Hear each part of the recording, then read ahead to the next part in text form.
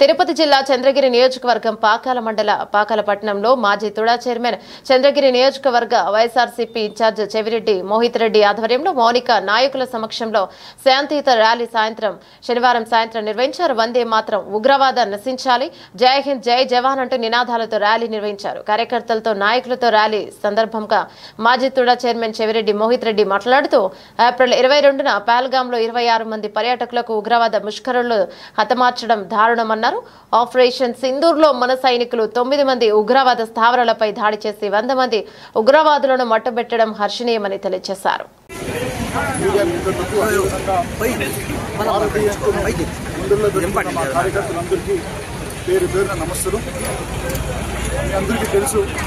April 22 పహల్గాంలో 26 మంది భారతీయులను అత్యంత నీచంగా పాకిస్తాన్ ప్రోత్సహించిన టెర్రరిస్ట్ గ్రూపులు 2 గ్రూపులు కలిసి 26 మంది అమాయక ప్రజలను పొట్టన పెట్టుకోవడం జరిగింది.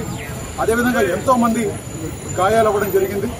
ఈ ఒక్క ఇన్సిడెంట్కి దేశమంతా కూడా విపరీతంగా ఒక కోపంతో రగిలిపోవడం జరిగింది.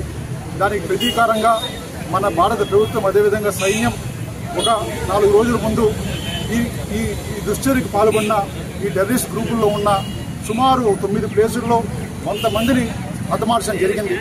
నిజంగానే ఇది భారత సైన్యాన్ని, భారత ప్రభుత్వాన్ని గొప్పతనం కూడా నేను ఈరోజు మనస్ఫూర్తిగా తెలియజేస్తున్నాను.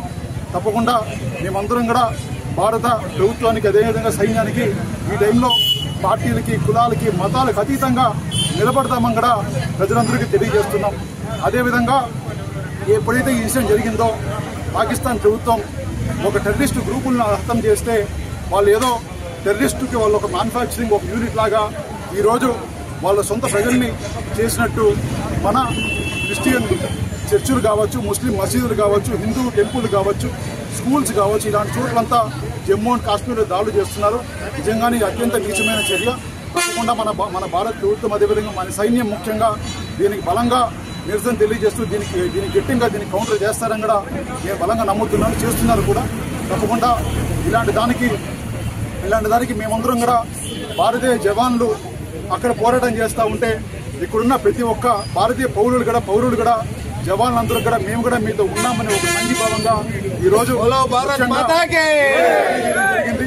తప్పకుండా ఇదే విధంగా ఎప్పుడు భారతదేశానికి మేమందరం కూడా భారత ముందు ముఖ్యంగా జవాన్లందరికీ మేమందరం కూడా అండగా నిలబడతామని తెలియజేస్తున్నాం. ఎందుకంటే ఈ రోజు వాళ్ళు అక్కడ అంత గట్టిగా అక్కడ ఉన్నారు కాబట్టి మనం ఇక్కడ ప్రశాంతంగా ఉన్నాము.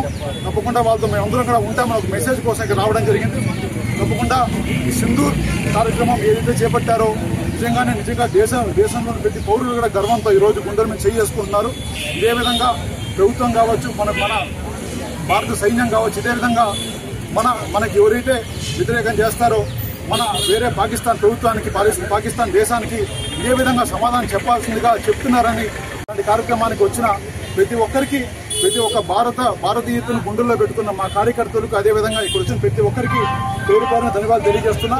అదేవిధంగా మన పాకిస్తాన్తో పోరాడిన మన జవాను మురళీ నాయక్ గారికి నిజంగా మేమందరం కూడా నివాళులు అర్పిస్తున్నాం. వాళ్ళ కుటుంబానికి, జగన్మోహన్ రెడ్డి గారి కాడి నుంచి ఇక్కడ కింద కార్యకర్తల వరకు, అదేవిధంగా ప్రజలందరూ కూడా మేము నివాళులు అర్పిస్తున్నామని కూడా మరొకసారి తెలియజేస్తూ, మరొకసారి ఇక్కడ వచ్చిన పెద్దలందరికీ పేరు పేరు ధన్యవాదాలు తెలియజేస్తూ భారత్ మాతా కీ, భారత్ మాతా కీ, భారత్ మాతా కీ.